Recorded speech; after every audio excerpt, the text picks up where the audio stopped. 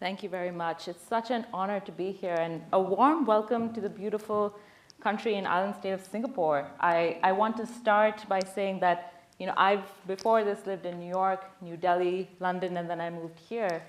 And I've been blown away for the last 10 years at the incredible leadership of this country. So warm welcome. I know people have flown in from DC to the Philippines, east to west. You're all here with us today. So thank you for taking the time to join us. And I want to talk about why Singapore has been such a wonderful place for the Orange movement to take root. First of all, Singapore has the highest ranking of gender equality across Asia Pacific. In fact, it's been consistently in the top 10 in the world ever since I've been tracking the index for many, many years. So this is an incredible display of leadership. And it makes sense that, therefore, SGX is the home to the largest number of orange bonds that are listed in the world. The first orange bond in the world was listed here in SGX, and it, to date, continues to be the home of the largest number of orange bonds listed. So, therefore, warm welcome also to SGX, and thank you for hosting the session today. Singapore also has the highest number of orange signatories. I know that's because many of you in the room have signed the pledge, so thank you for being a part of the movement, being a success. So warm thank you to Singapore for your leadership, for embracing the movement, and for being such an integral part of this movement, being such a success in such a short time since it started in 2022. But why orange? Why now? I know orange is the color of SDG 5, and that's why it's called the Orange Movement, but why are we talking about gender equality? And you've heard some incredible remarks this morning on the importance of gender equality, but one of the big takeaways is, yes, women are victims of many sustainable development challenges, but they are also the solutions. And I think that is the biggest thing that I've taken away from the incredible remarks this morning. Starting with climate action, we absolutely are not going to transition without women. In fact, I know that COP29 had only, out of 78 leaders, only 8 women. But I'm sure you all know, if a country has gender equal leadership in parliament, they're more likely to pass climate policy. If a corporate has more women in leadership, they're more likely to stick to green actions and green practices. And the #1 decision maker of usage of energy in the home is the woman. There is no way we are mitigating or adapting to climate change without women. Most of the food that we all eat has been grown by women. And the biggest thing that climate change is going to impact is our food security and our water security. We're going to hear from water.org today about the incredible role women play in adaptation to water. In fact, climate change is one of the largest triggers and threat multipliers of the conflicts that we're seeing in the world today. And again, we are not going to have peace and security if we don't have gender equality. Peace agreements are 64% less likely to fail if you have civil society groups with women on the table. Peace agreements where the actual table had women negotiators and mediators will last 15 years or longer if you have women on the table, because they think differently. I'll tell you a story in a country in Africa where there was a dispute over a river. It was a table of men arguing about who gets control of the river after the dispute is over. And the woman serving coffee goes and says, "Oh, are you talking about the one that dried up last summer?" And that just shows the incredible lived experiences, as you were saying, that women have, because she's the one collecting the water. She understands that there is no more river to dispute about. Women are excellent mediators, negotiators, and this is why we need them at the tables. And then finally, we talk about economic growth. COVID, of course, hit women the hardest. They were disproportionately impacted. You're 1.8 times more likely to lose your job if you were a woman during the COVID pandemic. However, if you add women back to the workforce, you can add $13 trillion to GDP. And that is the power of Orange. That is why we need women back in and front and center.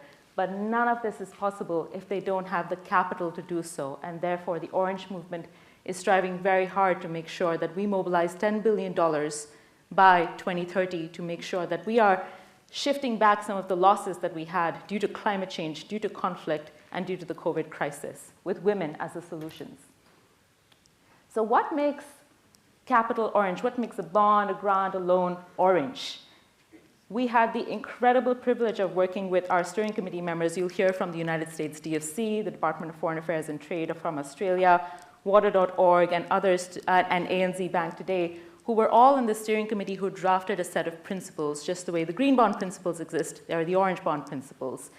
But we also had roundtables with ecosystem players across the world. There were 100 ecosystem players, not just investors and bankers, but also civil society actors. I believe the Australian Department of Foreign Affairs and Trade hosted a session with civil society actors as well, foundations and governments, to make sure they all had a say in what makes something orange.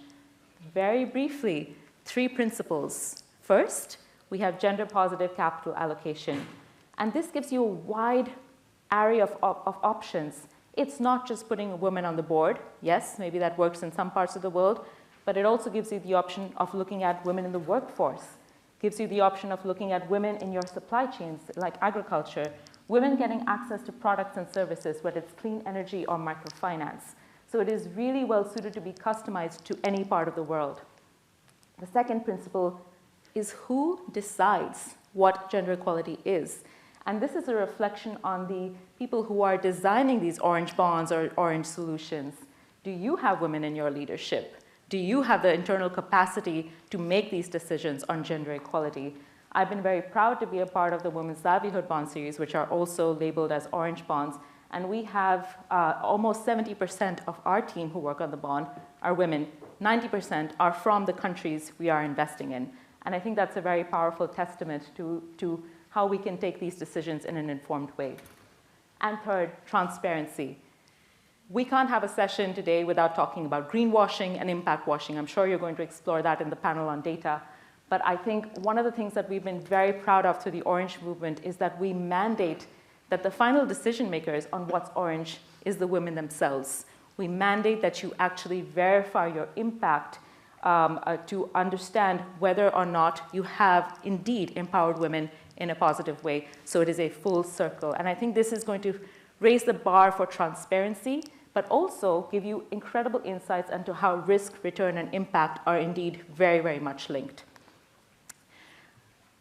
I'm going to tell you 3 important numbers to take away today. The first is orange bonds have already impacted 2.7 million lives. This is a photograph of Champi, a woman who I met in Cambodia who grows organic rice. You know I've taken the photograph. My partner will tell you I always have a tendency to cut off people's hair, so I'm sorry for the not very beautiful photograph, but I did my best. And I never waste rice after this because I spend the afternoon sieving rice with her. But Champi didn't consider herself as a low-income woman beneficiary. No, she was a client of a organic rice producer. She benefited from an orange loan. She reduced her dependency on water by 10%. She got a fair price for her produce, increased her income by 20%. And actually, overall, the way she introduced herself in her own language was she was a climate warrior. She was better positioned to adapt because of this orange loan. And I think that is the real story of orange being a truly cross-cutting asset class. We have made great efforts to make sure that the orange bonds are a beautiful complement to the green bonds, the blue bonds, the social bonds. Whether you're looking at peace, whether you're looking at the UN SDGs, orange bonds have been designed to bring forth the gender lens within all these other asset classes and be a wonderful complement to the incredible work that the thematic bond asset class has already done in the world, which is already $1 trillion. Brings me to the next key stat you should take away. There's a $49 billion market potential when we looked at the market for gender bonds. And if we can make these orange, we can truly transform the way the world invests in women and gender equality. A few transactions that we've already seen come forth. I'll start with Japan, who's doing a corporate bond, so this is, of course, very exciting. IEX, and I've had, as I said, the great pleasure of working on our bonds in Asia and Africa, which are both green and orange. We make sure that, we always make sure there's no orange without green. We've also had, you'll hear later today that Asia is now considering sovereign bonds focused on orange, and you'll hear from some of the speakers today, so I'll not steal their thunder. Europe has a refugee bond, and I think this is so powerful. The IKEA Foundation, NORD, and the United States DFC put together a bond for Syrian refugee women to get reintegrated into the global workforce in Jordan, and that has also been labeled an orange bond.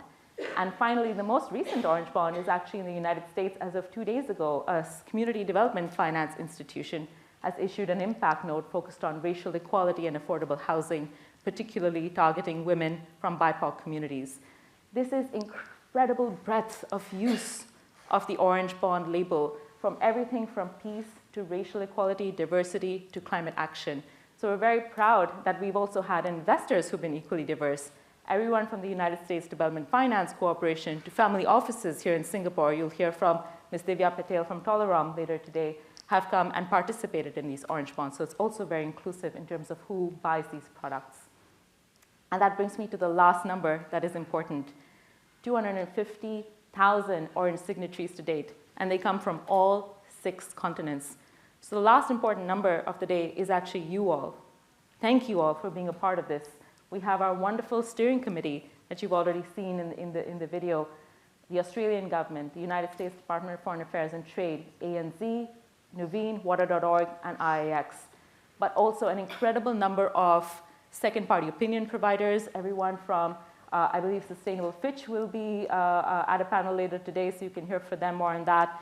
A number of companies who've got our orange seal. If you're a company who is looking for orange capital, do go and get the orange seal. They're here as well. And then, of course, our wonderful signatories and partners.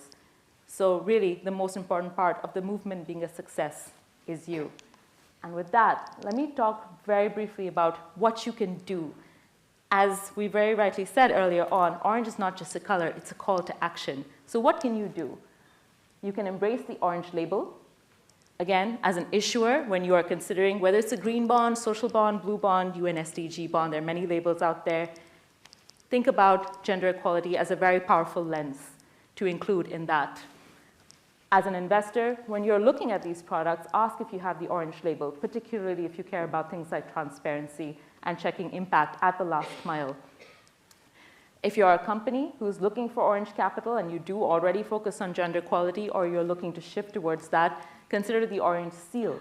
This is a wonderful way for you to get the stamp of approval where you'll be assessed using a very data-driven technology. We'll talk about later in the forum exactly how that works. And then finally, whether you're a policymaker, foundation, we have a wonderful governance system. We have a steering committee, advisory council, and alliances, which are all warmly welcomed to join. The first step of that is to sign the pledge. You will have this QR code across the day, so don't worry about that. But do join the movement, sign the pledge, and learn more so that we can bring you in as participants in this wonderful, transformative way to bring women front and center of capital markets. Thank you.